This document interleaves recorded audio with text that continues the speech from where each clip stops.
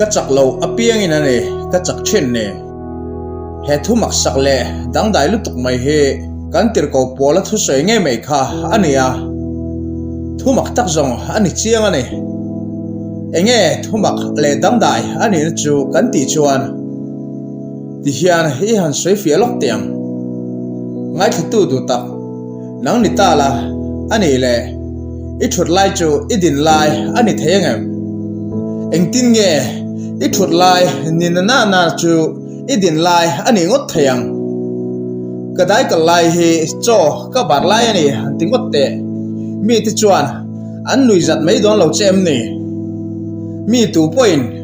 bazara ka lai hi ani ina kom lai tak chu han tingot te se mole art form su iti du hial mayam ole chutiang nen chuan helai thu hi ai nang chia ane ka chaklo apiang in ane ka chakni hanti te tat bai chu dang dai ve tak zong ane chaklo lai tak ninana na ka chaklai ane hanti te tat mai chu thumak tak zong awa ni chiang te reng em pot chu ni sela helai thumak sakle dang dai tak mai hi toy ten kan soi fia don ane soi ta kang khan he thu hi tir ko pola tharau lam nu na Christian ten kan chuan mai ina asoi ania thumak tak le dang dai tak ni ma se a je ero aril thung se ane a zia ka hria thiam nu a chuan ke point he thu hi ka du ngoi a tharau thiang hlem mewen men han hria fia nu a phei chuan kalung te hiala a chele ling zoga helai bible chang mol mai hian min vel chiang hle ane ro pui ka tingoi ngoya ka chia le thriat na mol mai hian a thi thei to lo ane zia toy fel theyang berin soi kan tum don nia ama sain tir ko pol po hi mishing ve tho ani ti kha lo shenon masale taila ti chuan ti hian han soi taila mishing te hian eng har sat na po tokila eng boina po tokin ma chon tur kan ma ale kan nuna lo thleng se mishing te hian kan ma chon dan ber thin chu kan theina le kan chakna mangin the top tak mek chuin kan ma chon tur chu kan ma chon then ane ama ro chu ti hian han soi le taila Krista nung kan zui na chung changa ngat phei chuan ti hian kan bible in min shila kan buan te he ti sa le thi sen an ni si lo lal na te le thunai na te thim chunga khovel rorel tu te le van hmuna te tharau sual ho omte an ni zoke ti in chutiang chu thil ni dan ani tak sia chuan helai thu hi ngun tak maya kan cher chuan mishing tan chuan ni tin maya kan beile kan ma chon thin har sanna chi sang te chu thin lungrama le ti sa poni se mishing chakna banga han nengot thei chi zia jang ani talo thin ane chu wang tak chuan ane rin na nun konga ngat phei chuan ti ngei na le kal ngei na hre to lowin kan be dong fo thina achang the phei chuan lalpa laka te hial po vui do na thin lung te kan nei pha hial chen a chan puina le puina te a kai hruaina le a thil ti theina te chu kan dilin kan ngen ve ngoi thina chuti lain lalpa ve thung chu angoi reng thine mo ti mei tur kha ani thin reng sia nie tirko pola me po khan har sat na le boina a chen fel mei thei bik lo ang chi te atong ve thina anuna atok ve fo thin ani chung ang achunga har sat na lo thleng thin te wang chuan lalpa hne na ngei po chung har sat na ti chuan an kian san theinan trong train adil ve ngoi thin ani chuta tak mai chuan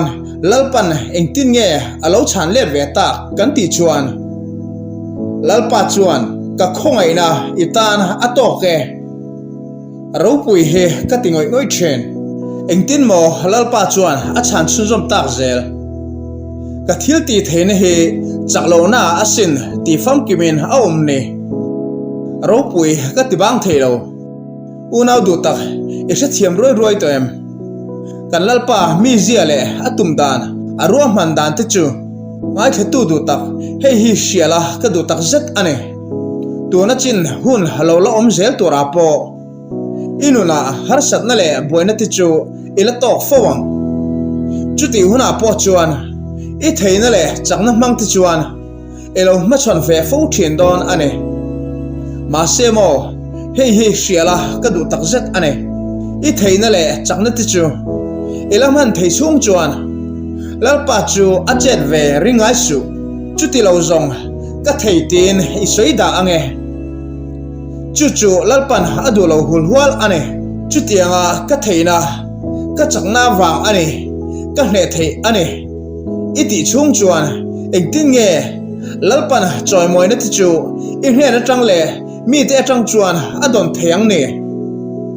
I theina kha ani meu si lawanga engtin nge rin chan tla ani zia I hria chian thei te lulang ne chu lalpan chiang takin a hria adu lo ane chu wangin mihring te hian eng har san na po tokin eng boina po tokin ma chonila kan theina le chakna ma chuana kan ma chon chung jong chuan chet atum ngai lo ane ma se chuti lain a khongai na wanga min chan chuale har satna min sut ken sak mai thin te po a om ve tho bok ane chu wang tak chuan ane lalpa point ka khongai na itana to ke alo ti hial reng ne ma se chu a khongai na ro chu a zonga za chuan ani lo ti kan thia thiang a thawme min khongai luat awanga min chan puina ti chu a om ve bok thien ane chu wangin lalpana ka khongai na itana to ke tia a soi hi pom thlapro ti chuan inuna har sat na le buaina ima chon huna ero thei top chua tak miwin belet vero lalpa chakna rin chanen chuti huna chuan I hne theilo ani point nung tolin I be seina ti bo to heksu mi chaka chu la be se fanro be donga I nung tolova lalpa chu ilarin chan chuk chuan mi chaka chu alo changai don ani ti shetlat ro I theina le chakna rin chan tur ila nei chung chuan a chingai lawang ti po sha thiam hra mang che lalpa che tir I du awang ero chuan har satna le boina te ma chuan indom kun tok ngai heksu I theina zong te nen ma chon ler ve phot ro ti chuan I hne thengang lo ani chuan lalpa chu rin chan tlat la beidong hlek ngai suang che lalpa irin na I nga tlata lalpa chu irin chan tlat phot chuan I theina zong te aral vek huna chuan nang ma lama thei ve na zong te I chak ve tok na zong te aral vek huna ngei mei chuan irin chan mi chaka kha alo che ve don chi ane chu wangin eng har sat na le boina po I hring nuna alo thleng sela lalpa chu rin chanin lalpa chuan irin na ngat kat thin la beidongin nung tol san to ngai suang che lalpa irin na I nga tlat chung chuan nang malama I thei ve na zong te aral vek huna ngei mei chuan mi chaka kha alo che ve to don sia ti chuan rin na om zia chu elo kha thiam to anga lalpa chu arin chan tlak zia elo tem ve tawang chuti huna chuan rin na nei le rin na kong zo po nuam elo ti sot tawang lalpa rin na ha tlat hlut zia po atak ngein nangman idai ve tawang avahan ro pui don em chu wang chuan ngai thtu du tak tirko pol po khan ahan hria thiam meu china chuan engtin nge a soi sua ta kha enge ka chuang to zo kang ati kha chuti chuan krista thilti theina chu ka chunga a theinan long in ka chaklo na ti he ka chuang to zo kang tin alo soi theita chu wangin engtin nge a soi chun zom le tak krista awangin chaklo na ate chiat na ate nexor na ate no chep na ate kalom thiana ne alo tita atopa engtin nge asoi le kha chuwang tak chuan atopa chuan tirko polo mol mai khan thil omzia a hriat thiam ton awang chuan thu omzanei lo le thu mak tak angalang chu soin alo tong chuak ta ka chak lo apiang in ani ka chak thin ne ti in ngai thu du tak i mihring na lama i theina le chakna zong te zo vek to aral vek huna chuan mi chaka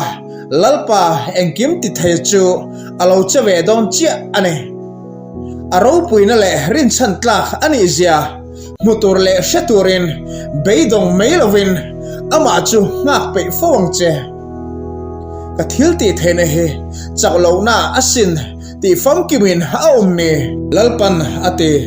ka chaklo apiang enane ka chakni tia lalpa zara kan chaklo na te kan chuan ve to zok theina turin lalpan kan zatan mal min som sak theu ro se amen.